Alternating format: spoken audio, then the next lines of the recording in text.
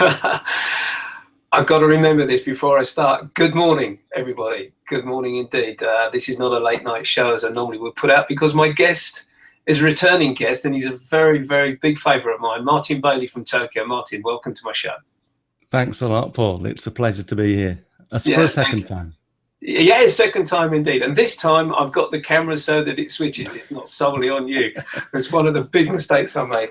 Firstly, a big thank you to you, because you're the guy that inspired me to get this show started up and running. When we had a brief conversation on Google, and I said, what shall I do? And you said, go for it. So I've gone for it. And this is show number 60, I believe. So going well, enjoying it greatly and immensely. Yeah. Well, Martin, not at all. I'm glad you're doing it. Yeah, thank you. I've been invited to talk to so many people around the world in photography terms. It's absolutely superb. So, and getting some good reviews back as well. So, thank you very much indeed. Let's get started straight off. The main reason I called you was about the Canon 5 DSR, which we're going to get to in detail at the back end of the show. But another interest of mine was when I was looking around eBay for a medium format camera, thinking about doing some medium format work, and then all of a sudden, boom, up pops Martin Bailey. He's gone and bought himself a Yashica medium format camera, and he's going to start doing some film photography. Martin, why? Let's start off. Why the Yashica? Okay, so there's a number of reasons why I ended up with this. I'll hold it up for great, thank you. So there was honestly the first reason that I bought this was we went to a flea market. We live next to a cycle racing stadium here in Tokyo. And they had a flea market on one weekend. And as I was walking around, I thought, you know what? I'd love an old twin lens reflex camera just to take photos of. I didn't want to take photos with it. I wanted something just to use as props and to just because they look great. And as I was looking around, there were some for like $40, but they obviously, you could see from them, they didn't work. They were, and yeah, so I thought, well, do I really want to pay $40, $50 for something that I can't really put a film in? And initially that was going to be fine because it was only going to be a prop. But then I walked around this corner and there was a guy with a huge crowd around his stall. And he was claiming that all of the cameras he was selling actually worked. And I thought, well, wow, you know, if I could actually get one of these things that I can put a film in and shoot with as well, obviously I can still use it as a prop. It's more authentic to me because it actually works.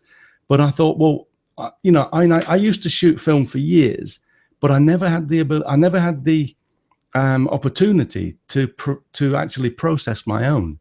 And I thought, okay, if I'm going to process film, I don't want to be messing around with 35mm. I've scanned 35mm film. I know the quality. I thought if I could get myself a medium format film camera, then that would be worth actually investing a bit of money and time into figuring out the processing side. So, I mean, this thing cost me, I think it was about $140, maybe more than I would pay for it in some countries. I could probably have got one cheaper in the city as well. But it was a little bit of an impulse buy. I didn't haggle with the guy. I just thought, you know what? I don't really care. Threw the money and got the camera. And I came home and I spent a few evenings figuring out what I needed to actually process a film. I ordered a couple of rolls of the film. I'm actually...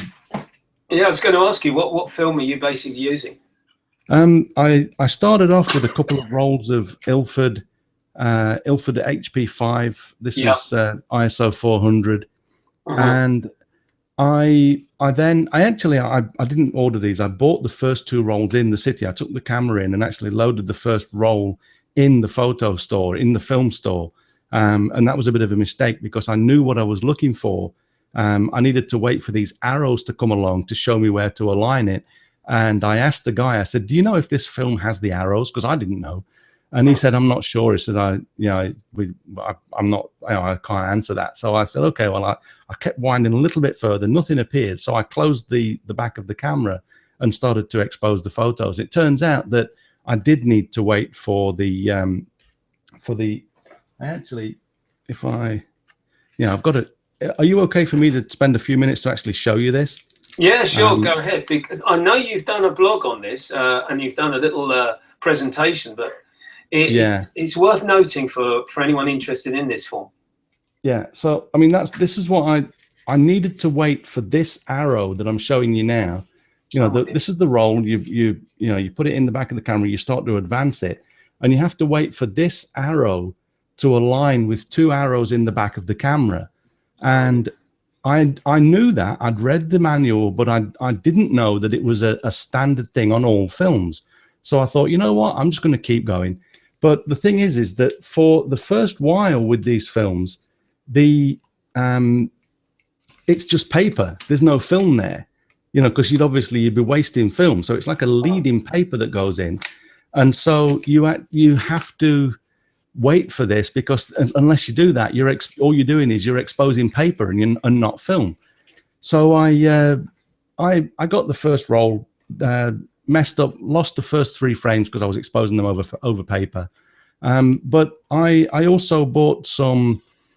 As I looked into this, I bought some. It's all Ilford. I used to love Ilford film in my film days before. So I switched from HP5 to Delta, and I got myself some 100, some 400. Here we go, some 400 and some 3200, because and this is all 120 film, so it's basically 6 centimeters by 6 centimeters square. But yeah, that's the film I've been using. And that's really how I got the camera and got started. 3200 setting there, grain like golf balls by the sound of things. I'm sure it is. Yeah, I haven't actually exposed one yet. No, okay. So yeah, but this is interesting because you got the film and you've gone through. What was your first processing done? Was that done by the shop, or did you in actual fact go straight in and dived into it yourself, processing the film yourself? Yeah, the reason that I wanted to buy this, I mean, in addition to buying it as a prop, the reason I decided to go this route was just because I wanted to experience actually processing my own film. So there was a series of 4 podcasts that I did, all video podcasts, and they were literally showing you my very first experience in. I filmed me learning how to do it. Thankfully, it wasn't at the end me going, "Oh, well, that was a flop." It was me with actual photos. It worked, but it took me about 3 evenings to figure out what I needed to do. I ended up creating like a cheat sheet with all of the instructions for myself. This is all wrinkled up because it got wet during the process, but I created myself a cheat sheet with all of the timing and everything, and I documented it all. I walked the viewers through my first experience in developing my own film. And so, I mean, it's all there on the blog if anyone wants to look at it. But yeah, I didn't get anyone to actually to develop it for me. I just did the first roll myself. I haven't actually shot a second roll yet. I need to get out and do something. Need to get out there. Now, what's the basis? Are you going to use this camera handheld, or are you going to fix it to a tripod and go that route? I actually, for a number of shots I did, there's a tripod thread on the bottom here, and what I did was I put a really right stuff plate on it, and I just put it on the same tripod that I used for my 5D. I was out, did a number of photos while I was out doing some images of the 5-color lakes in Fukushima. I spent a day up there while I was visiting my wife's dad. So yeah, but I took this as well and just kept putting it on the tripod. Did a lot of handheld as well. I was photographing I was using the ISO 400, so I had reasonably steady, fast shutter speeds. But that for me was all relearning, because I mean, I expose to the right in digital. I make sure that all of my highlights are on the right side of the histogram.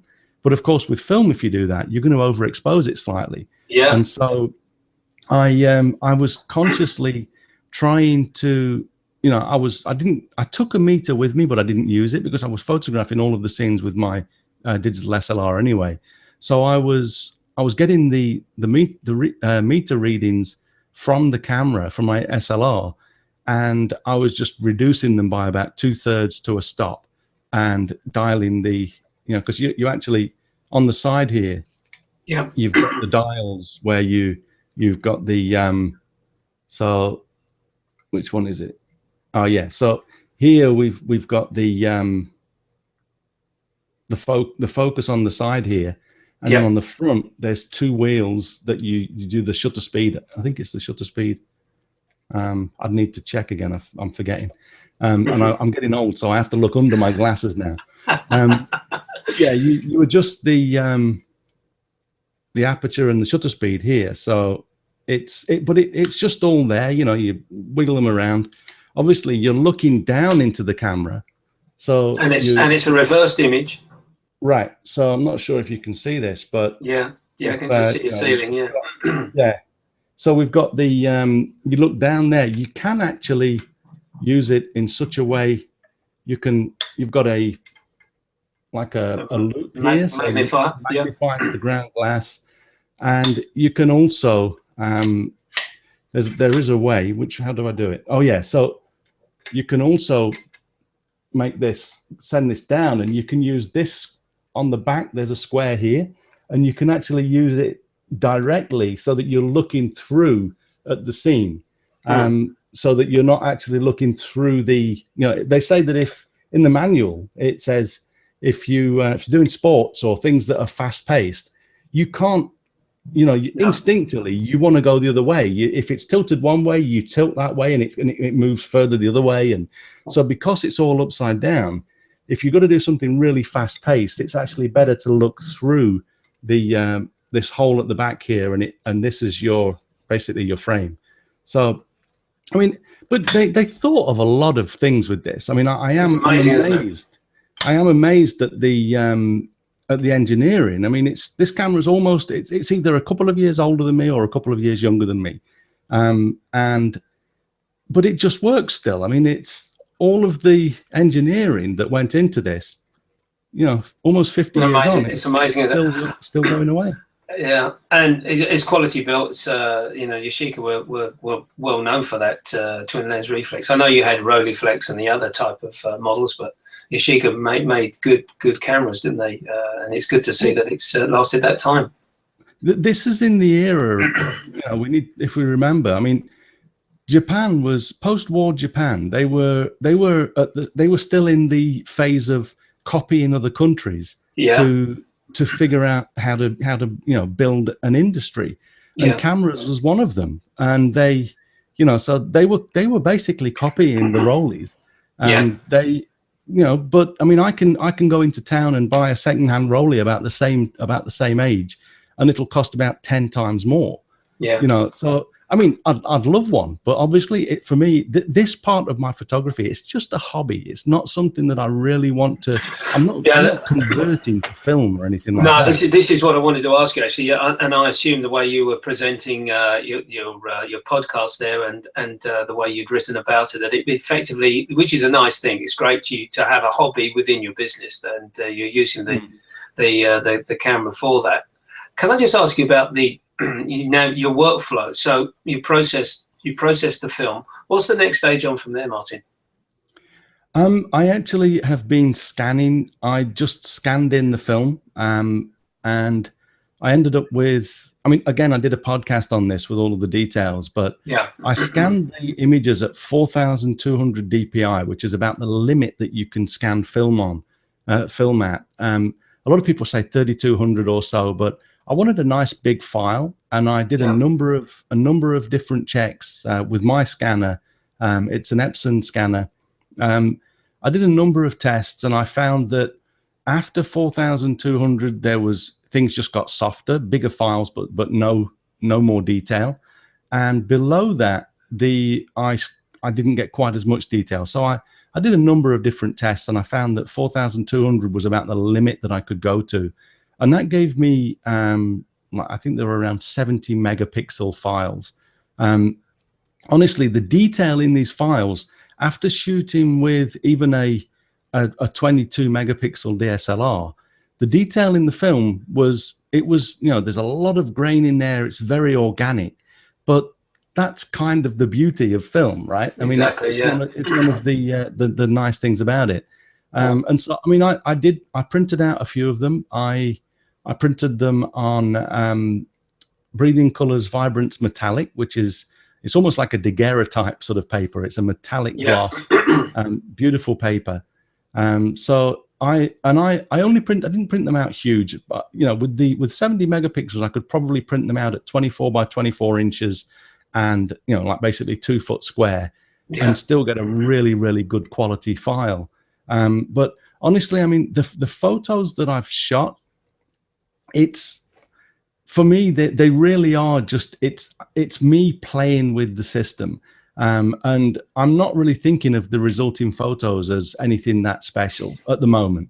I will probably, one thing I want to do with this, I mean, I'm not a big portrait photographer, but I would love to do just a series of portraits with this film camera, just to get, you know, probably use the lens aperture wide open, as shallow depth of field as I can, and just do some head and shoulder portraits with it. I'm trying to think of how and where I would do that. But there are projects that I've got in mind for it. But the first roll that I did was really just about me getting through a roll so that I could process it. That was one of the main goals. Like an experimentation through with the camera, just learning how it works and stuff like that. That's important. In fact, whatever camera you get, it's important to just sort of, excuse me, just get out there and use it. Yeah. When you actually bring the file into your workflow on Lightroom, assuming you use Lightroom, how much work are you actually doing with the image there? Are you what sort of adjustments are you having to make to the image? I actually found I tried two things. The only thing the thing that I was most concerned about was just sharpening the image without introducing any more grain. I tried doing the sharpening in Photoshop, not in Lightroom. I went into Photoshop and used Smart Sharpen, and I actually found that the unsharp mask in the printer, in the scanner software, did a slightly better job because it knows exactly what it's bringing in. You've set it all up. It's all done in the same process, and so I found that as far as actually processing the image, it was pretty much done when the file was saved to a TIFF. But then, of course, I've had to go in and, you know, there'll be the odd mark, something that was maybe on the film, either a flaw in the film or something that got in there, maybe a bit of dust in the camera. But yeah, I just went in in Lightroom, did a little bit of dust removal with just hit the Q key and spot removal, and that was really all I did. A little bit of cloning of some of them where I'd got a few things sneaking in the edge of the frame, which is fine. I knew that they were there. I just wanted to get a certain type of framing, and I removed that. But it was really just all done in Lightroom. Yeah. Just remind me what the lens is on that on the Yashica there, Martin. It's I believe it's an 85. Again, I'm gonna look under my glasses. Yeah. The thing is, of course, it's an 80mm on medium format. So what equivalent is that in 35 millimeter? I think it's about 50 millimeters. About 50 mil, yeah.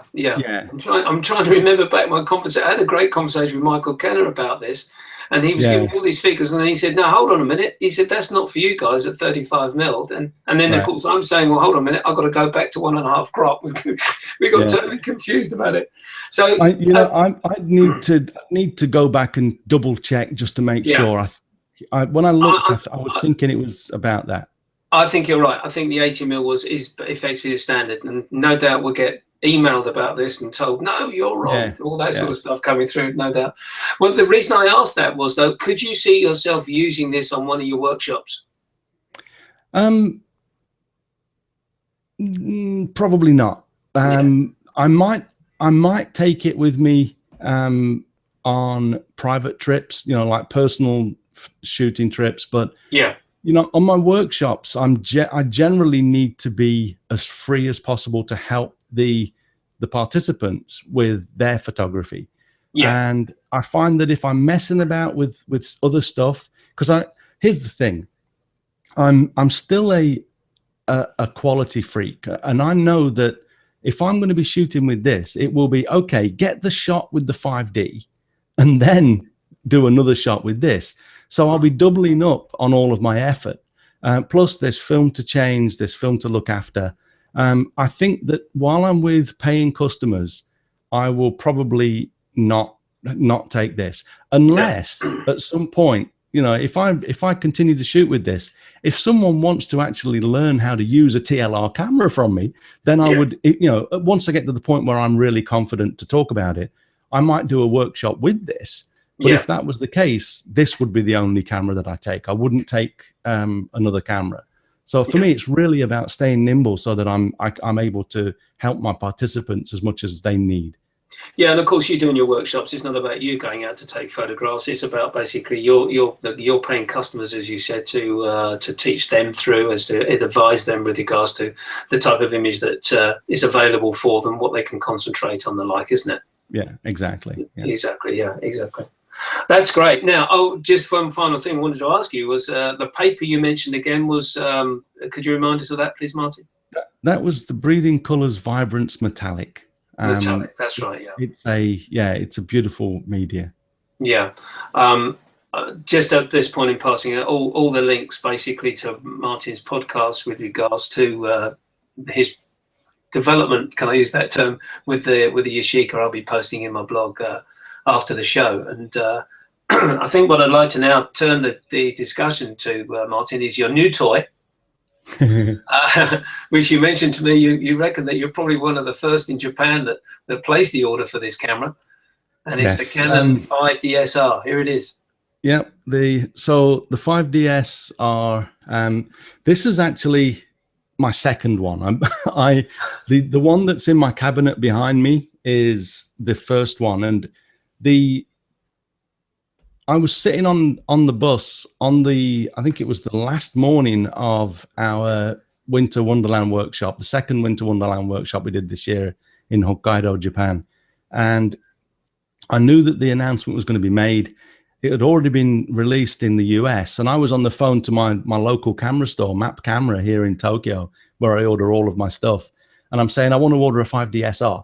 And they're saying it hasn't been announced yet. I said, it has in America. It's been announced. I said, sorry, we've got to wait for the Japan Canon website to be updated. So I'm sitting there with my iPhone, like, reload. Okay, wait, I can probably wait another 5 seconds. Yeah, okay, reload. And I just kept reloading. And the moment it came up on the Canon website, I was back on the phone to Map Camera within seconds. And so I think I'm probably the first person to actually get a camera order this one, yeah. The camera. Of course, I had to wait for it just like everyone else. Sure. But it turns out that, we can talk about more about this, but I just fell in love with the quality, the being able to shoot at 50 megapixels and you can hand hold with it. It's, everyone was saying, because I've heard a lot of people saying about the D800 and the D810 that you can't really hand hold with it because it's such high resolution. I'm not sure if that's a technique thing or what it is, but that's just not the case with this. You can hand hold. You have to keep your shutter speed relatively fast, but not anything over the top. And I just, the first thing I did, I took maybe 6 frames. I was just in the street outside the camera store, and I zoomed in, and I'd already gone through and set up a few things in the camera, and I'd set up I'd set it up to magnify to 1:1, so pixel for pixel on the back of on the LCD on the back, and I hit the button, the magnify button, and I was so close into the scene that initially I couldn't even see which part of the scene, because I was shooting with an 11 to 24 millimeter lens. I couldn't even tell which part of the scene I was looking at. It was that big on the LCD, but it turns out I was looking at writing on a restaurant window, and it was just crystal clear. And this is handheld. And I just thought, oh my God, this is, the hair on the back of my head stood up. But I spent that afternoon testing it, did an initial impressions review straight away.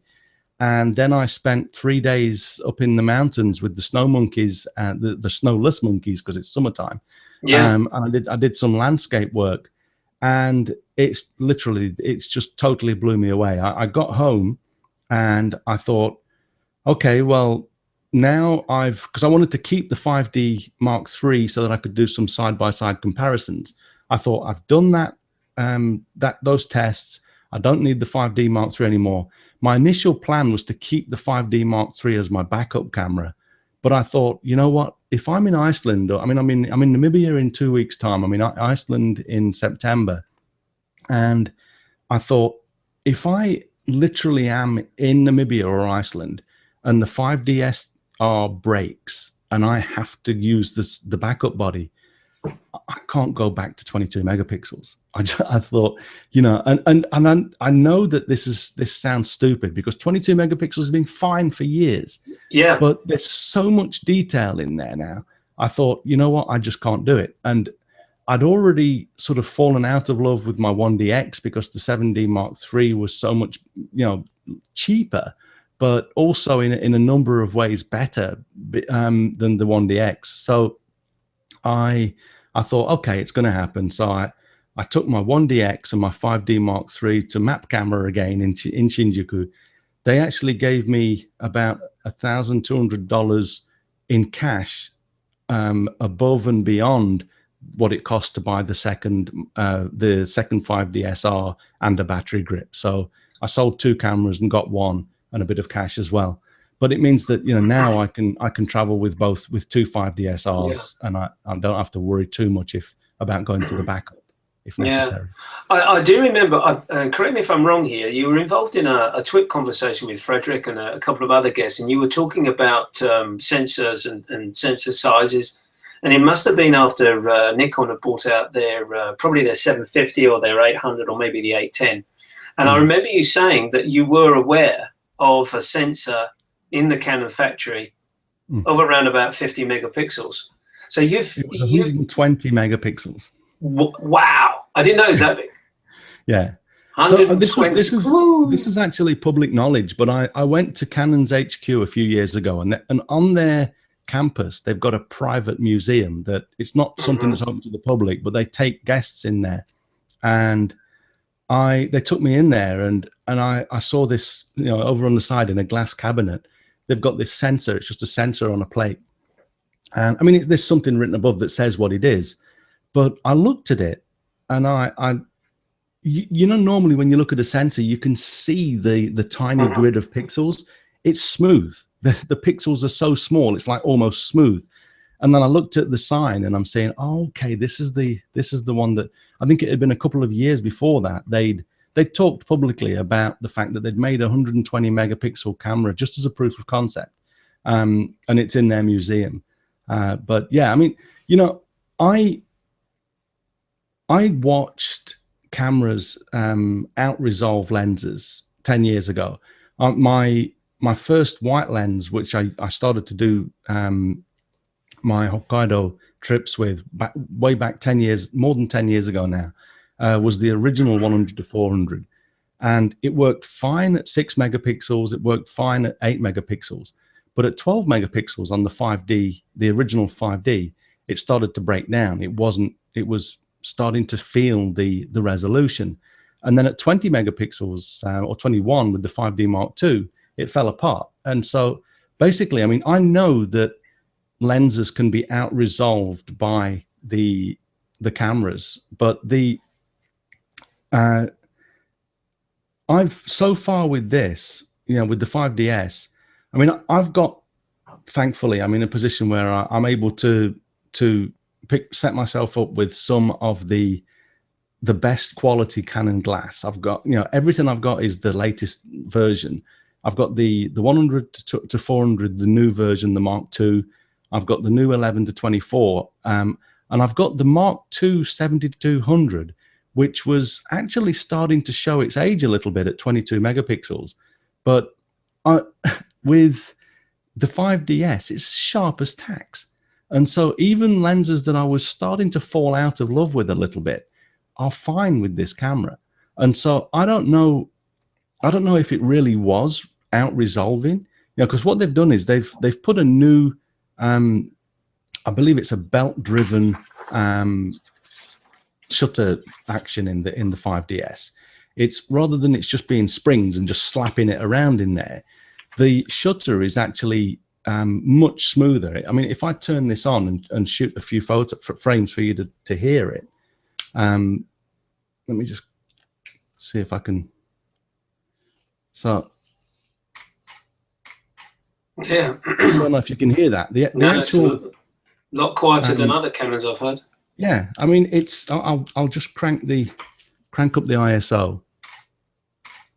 The shutter action is actually very quiet, and the reason for that is because they've built a new shutter mechanism, so that it reduces the slapping around and the vibration that is that comes about from that.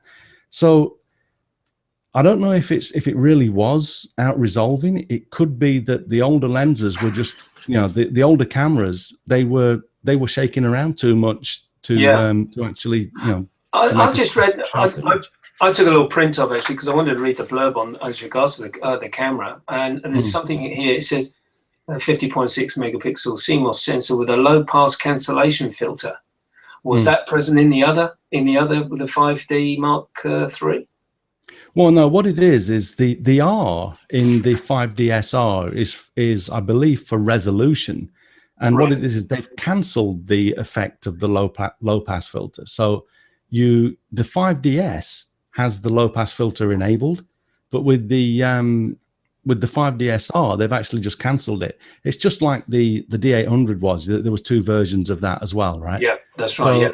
So it's the same thing. Right. The downside of that is that you can get a little bit of Mori, M-O-I-R-E, Mori effect, and that is, that's a risk you take if you buy the R, but the fact that they don't, because basically, I mean, I know that this is pretty much common knowledge, but basically what these low pass filters do is with every digital imaging system, the light that comes in through the lens, if you just take the data from each pixel, you can get this pattern. If you're photographing like, say a shirt with like lots of fine patterns on there, you've probably seen it on TV where, you get like the grid of the pixels with the grid of a texture starts to get this weird sort of zigzags and shapes and patterns in there. And so to overcome that, what the camera manufacturers have been doing is putting this filter on there that basically blurs the image, and then in the camera they sharpen it back up again. So they're basically blurring then sharpening, and that gives us our what we think of as sharp images. They've actually been blurred on purpose. But because this is such high resolution, if you blur the image, you're probably not going to get it back so easily. And so the SR doesn't do that. It just gives you the light that hits the pixel is what gets recorded. The S version, if for someone that feels they might be in a situation where they're photographing a lot of man-made fabrics or anything with like man-made texture in there. Even I've seen online, someone sent me a link of some bird feathers that have got showing a little bit of Mori. So it's a bit of a concern, but for me, I would just much rather have the sharper images. And so I think, for me, it was the R. Even the guy in the shop, when I called and said, I want a second 5DSR, he said, well, why don't you get an S, a non-R, just an S? Because then you've got the one without the risk of Mori. And I said, no, I don't want to risk it. I want my images to be as sharp as possible. So I've just got two identical bodies. They're actually they're 7 digits different. The serial number on my second one is only 7 digits different. So it probably came down the conveyor belt, just seven cameras behind the first one. Yeah, you got a couple of twins there by the sound. I think it's about 7 digits apart. That's a nice one.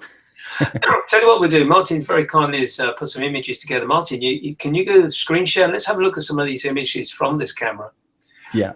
And as I asked before, I think it would be good for the viewers to see if you could zoom in now and then. And, sure thing.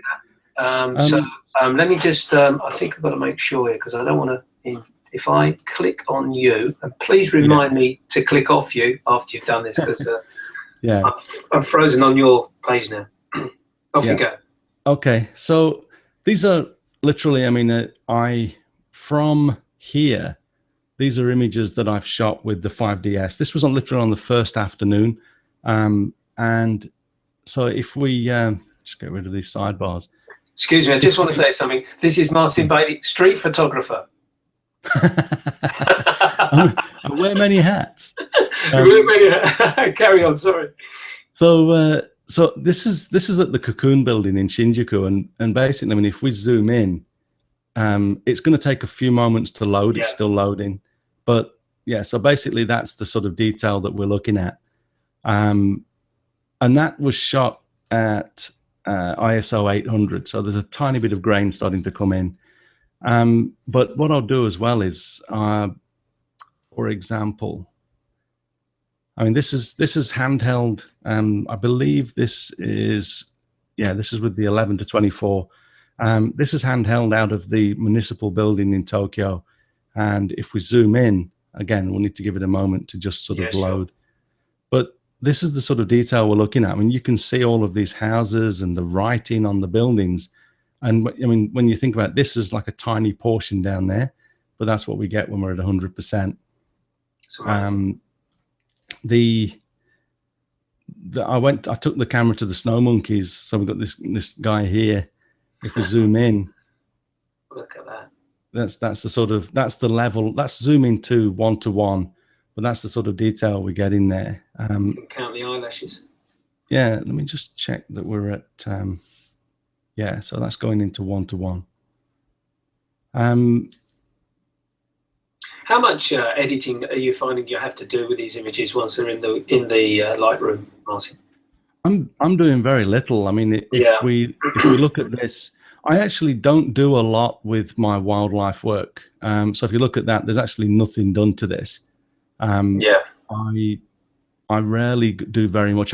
I'll sometimes do a little bit of add a bit of clarity, but you know, as we go through these, we can go in, and this is one of the 6-month-old baby looking at his year-old brother. And again, if we zoom in, just give it a moment to load to fully res in. But here we go. Another moment. Yeah, I mean, look at the amount of detail there is just crazy. You can see the pigment in the eyes, and every hair is there. So I mean, this is really one of the reasons that I've just fallen totally in love with this camera.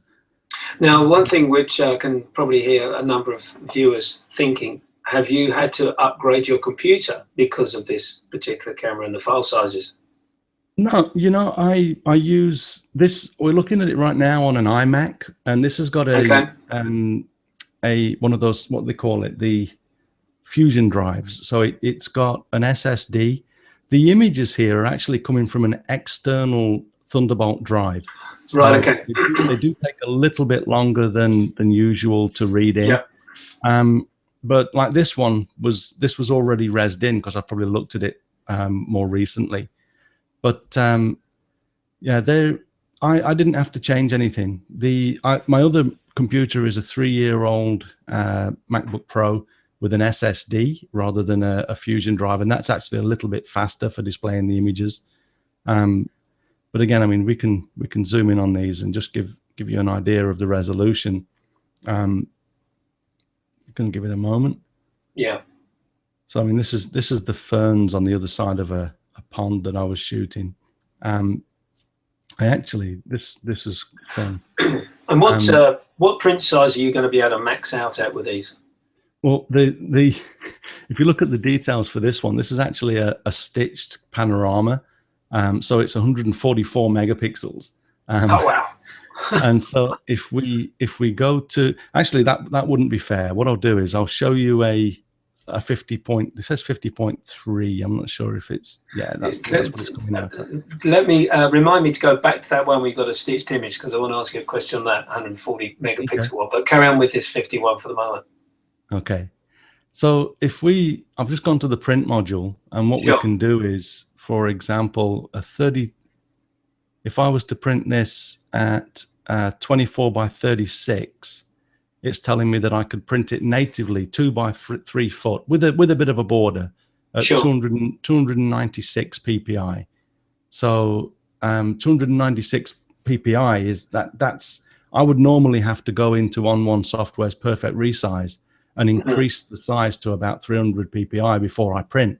But it means that my native file size, I can just print straight from Lightroom without doing any upsizing now. So yeah, with a standard photo, 300 dpi at 2x3 feet. And of course, that also means that if I did go for a larger printer, you know, the printer behind me is a 24-inch roll printer. I would love to actually move to an apartment with concrete floors so I could have the 44-inch printer. And if I did that, I could still use On One Resize and probably do 44 by, what would it be, 66 inches. And there's probably a bit more, I'm not sure. But yeah, I could do 44-inch wide prints and still get a lot of detail because there's just so much detail in the file. Yeah, that's right. If you go back to that stitched image that you had, yeah. Excuse me 1 second. How did you take this image? Is it what, 3-4 different images and you've stitched them together in Photoshop, or have you an option in the camera to do a panel? Oh no, I stitched them in Photoshop. It's actually I can go and show. If I go to this, what date was this? The 6/22. So if I go to my 6/22 folder, I can actually pretty quickly show you that. So if we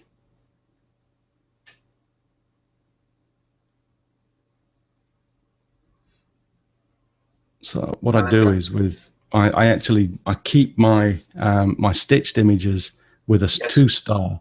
I mean, just as a bit of a tip for your viewers, listeners, if you notice the color code in here, I only use the color labels in Lightroom for indicating panoramas. I do a green for go, and then orange, proceed with care, proceed with caution, and then red to stop. And that's basically how I show myself which images are in a. That's a good tip, that. And another thing you've done there, Martin, which I've heard said a few times, which very rarely if I see being used, holding the camera portrait style to do do a pano stitching, because it gives you the depth of image then, doesn't it? It does, yeah. I mean, you're always going to end up trimming a little bit away, and of course, yeah.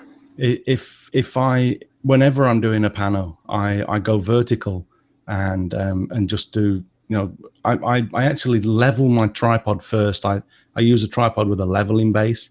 If you don't have a leveling base, you have to make sure that the legs are all at the right length to get it level with the spirit level. And then just make sure that the camera's level with the digital level inside the camera. And then if you loosen the nut or the knob on the ball head that allows it to rotate, you can then just pan around. And I normally do half a frame each. Actually, I mean, if you see here, you can see that the first frame is almost the same as the second one because I was just getting started.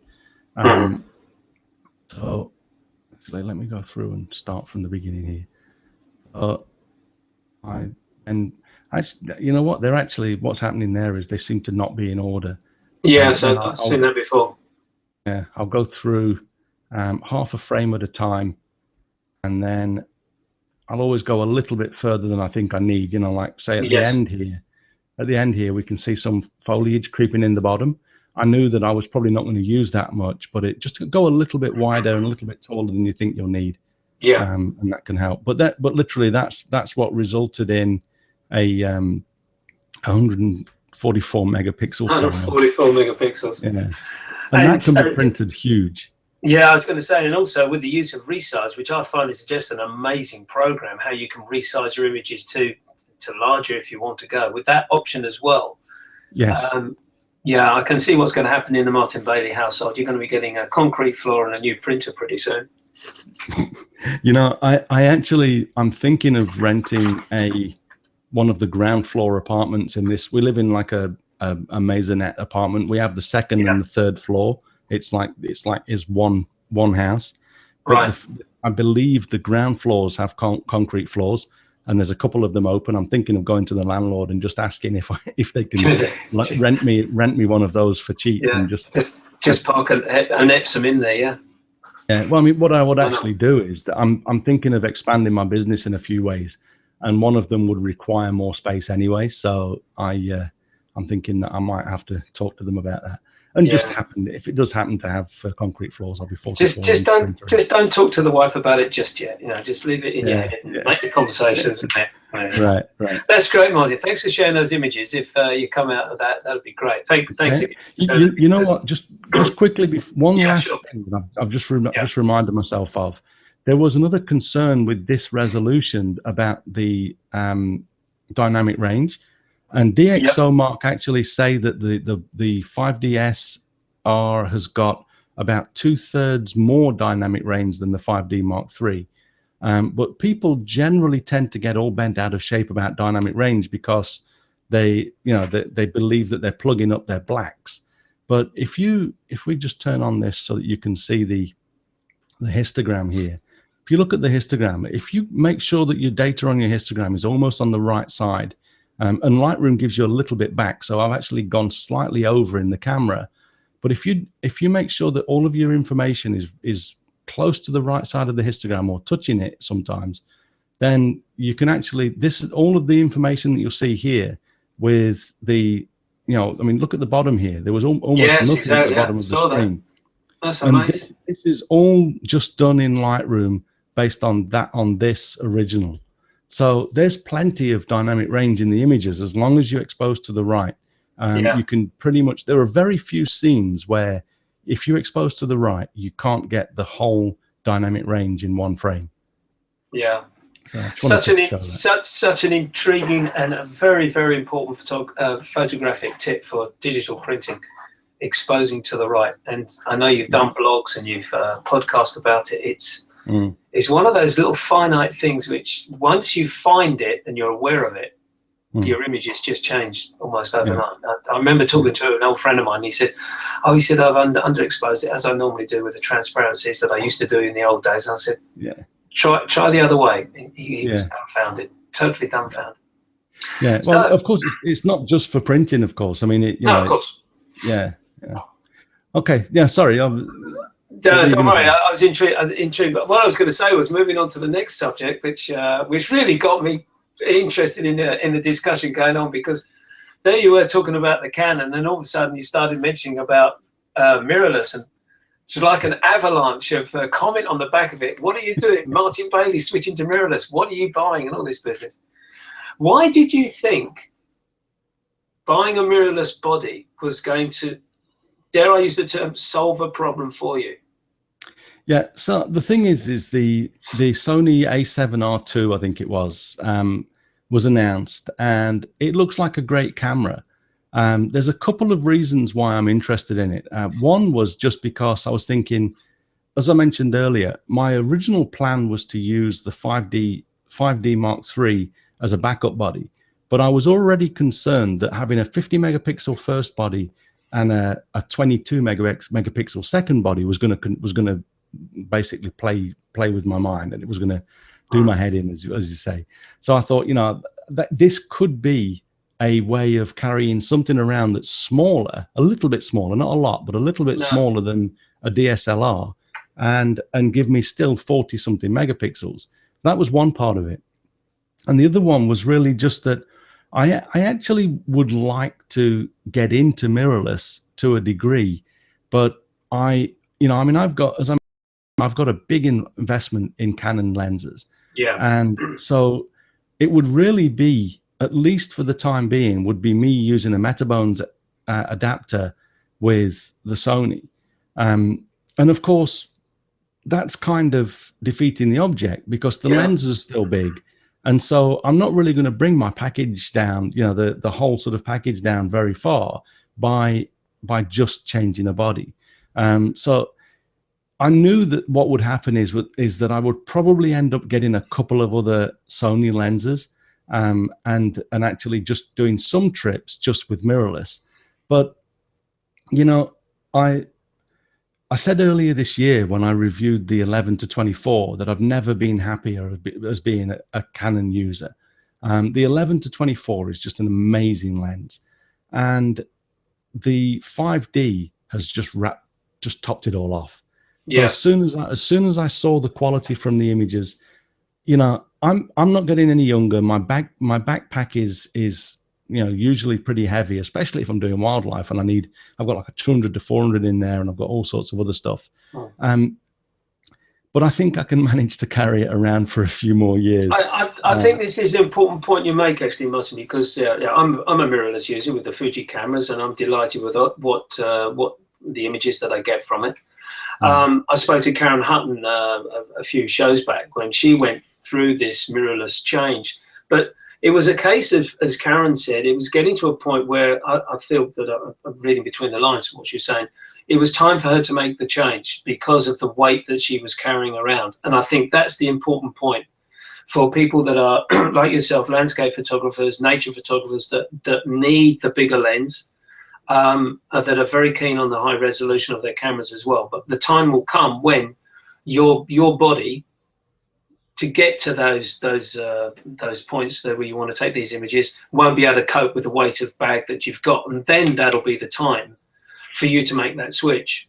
I know Trey Ratcliffe is very much into the Sony cameras, but near on all his lenses are Zeiss lenses, are using a Metabones adapter, and he's very much into manual focusing. Now, correct me if I'm wrong, from the type of work that you're doing, I suppose you could zone focus with a third-party lens on your cameras, but that's not really what your style is.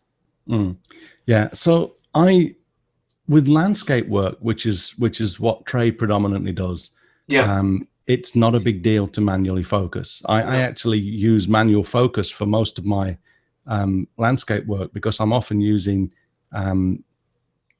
live view anyway, and I'll go in and I'll tweak focus manually.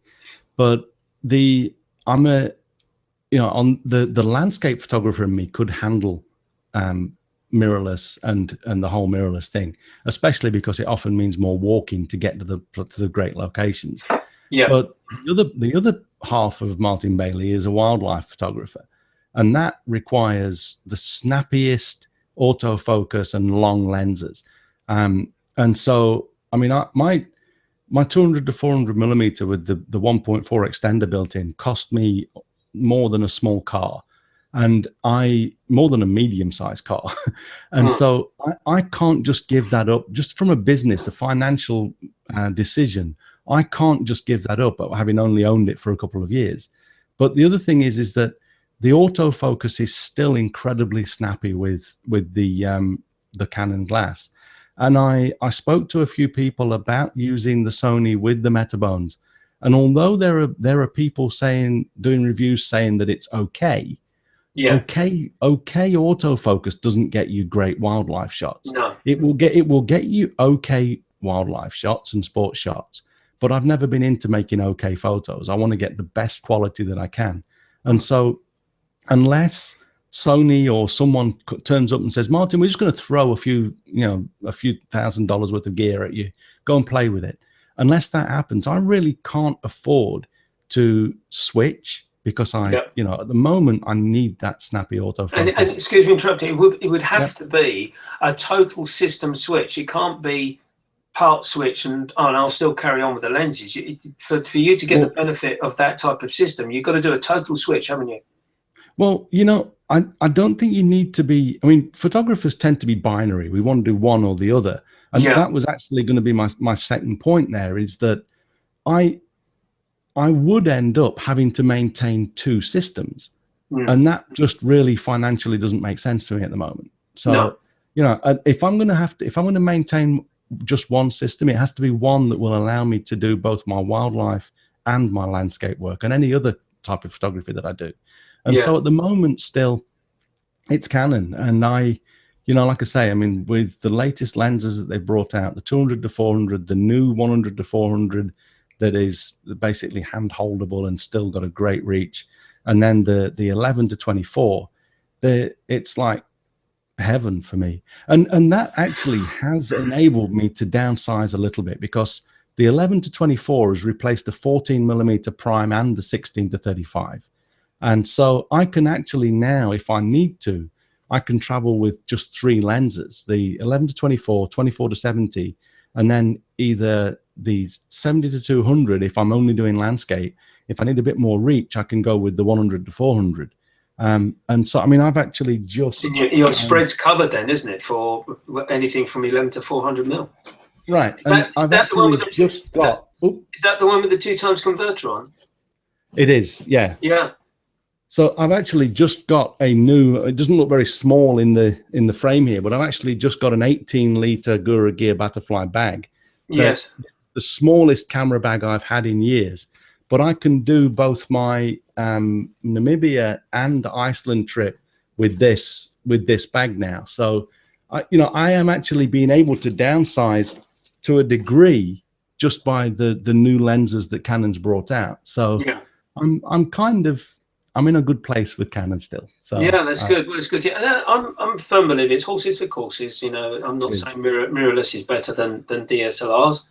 I prefer to walk around with a Fuji X100S when I'm doing my street photography, and I've also got the latest XT10 now with the 35 and the 18-55 lenses for that camera body. So, and that suits my style. And I'm not a professional photographer by any stretch of the imagination. So you know what? I think the thing is though, and this is one of the reasons why I was interested in the Sony, is because I do want to get into a mirrorless system. And yes. It's really just looking for the one that's going to push me over the edge. Yeah. I'm definitely not thinking that I'm getting any better images. I mean, the resolution with the 5DS is game changing, but sure, you can get 40 megapixels with the 5D SR, and sorry, with the Sony A7R2, and so they're there for the majority of photography. They're great systems, and downsizing, everything's less. I mean, I get people coming on workshops now with bags like this, and it's like, and they've still got all of the lenses they need to work with. That's a very enticing thought. It's tempting, but there's a few reasons really why it's not for me just yet. But it's going to happen at some point. It's inevitable. Yeah, I think. Well, I suppose the $64,000 question is when Canon make a mirrorless camera, which will adapt to the lenses which you've got, and then of course, if it's giving you the same resolution of work that your 5DSR is, then job's done. Away you go. They're out, and then bring the mirrorless, and hopefully then you start reducing the size down. I think the problem also, in addition to that, though. With these, the only system which has got anywhere near a stable of lenses, which is in a situation to compete, dare I use that term, with Nikon and with Canon, is the 4/3 system. But then, of course, that changes your dynamics totally in terms of resolution, size of image. And then you've got the 1.5 crop Fujis, and then obviously the 1.5 crop Sonys as well.